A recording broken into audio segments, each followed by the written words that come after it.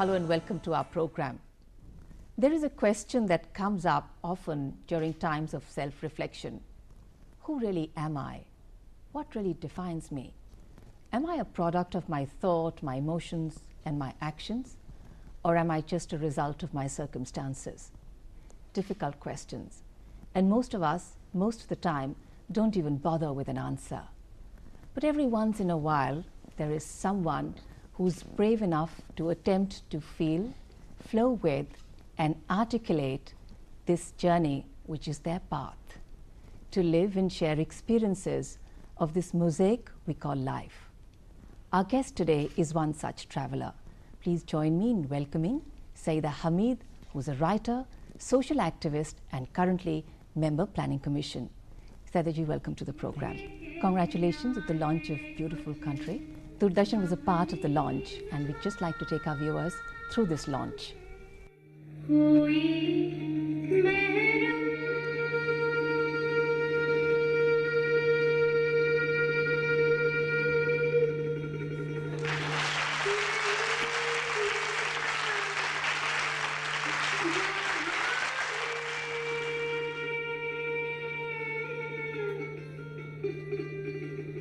हर एक जो चैप्टर है इसको मैंने प्लानिंग कमीशन की फाइल्स में पढ़े थे, क्योंकि ये साइदा जी के टूर रिपोर्ट्स हैं। तो इनकी राइटिंग इतनी पावरफुल है और इतनी अच्छी पिक्चर दिखाते हैं कि असलियत क्या है, किस तरह की प्रॉब्लम्स हैं, कैसे लोग अपनी प्रॉब्लम्स को सॉल्व कर रहे हैं और कहाँ हमारी योजनाएं ठीक चल रही हैं, कहाँ इतनी ठीक नहीं चल रही हैं। तो मैंने इनको कहा था इनको इकट्ठा करके किताब बना दें। तो मुझे बहुत खुशी है कि फाइनली इनकी किताब पब्लिश हो गई और मेरी उम्मीद है कि बहुत लोग पढ़ेंगे।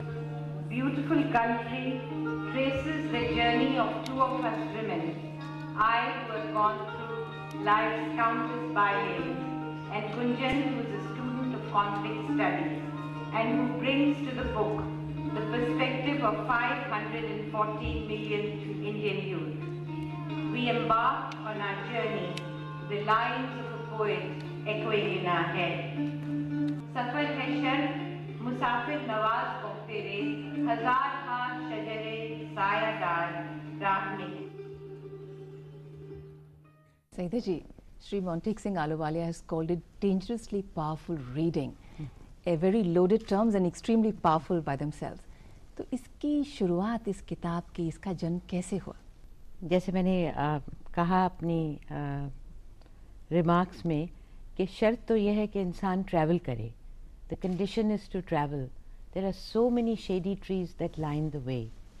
सो having decided that the only way I can do anything meaningful in planning, because I'm not an economist, I cannot crunch numbers. So I thought that perhaps because I have been always working close to the ground, the best thing for me is that now that I have an opportunity to really go and see into those parts of the country which are almost always untouched and invisibilized by the mainstream media, people, everyone. So that is where I took my inspiration from the untold and unknown corners of this country. Ma'am, the strength of the book is the fact that you've moved away from numbers, and the soul of the book is you've seen with your eyes, you've seen with your ears and with your heart. And this change actually coming from somebody who's actually sitting in the so-called ivory tower, and when we all have this notion of people who are sitting in government bodies, but the touch, the grassroots connect is so strong. So in these 5 years, tell us a bit about the journeys. I think let images just come to my mind. I remember that I had gone for a public hearing in somewhere in Badohi in UP, and there was about maybe 1,500 to 2,000 people who had come out in a village. It was really quite an unknown little dusty village in UP, and one by one the people came on the stage, and basically the issue was starvation deaths and generally bhukmari, malnutrition. And this one woman came with her 2 children, and I still remember her name was Kanti Devi. She was very, very dark woman, and I have a photograph with her. Much later, when I was looking through the photographs to put into the book, my nephew, who's a dermatologist, looking over my shoulder said, God, this is a classic case of lead poisoning. The water around where she lives must be poisoned. So, you know, these are images. Or I even just staying with UP in Banaras, I remember going into a basti and meeting this woman. Her name was Maimun Nisa, and she was carrying a little baby who I thought was about 6 months. It turned out his name was Arman and he was 1.5. And she told us that all I have been able to feed him is sabudane ka pani. So, and there was no breast milk, of course, because she was very malnourished.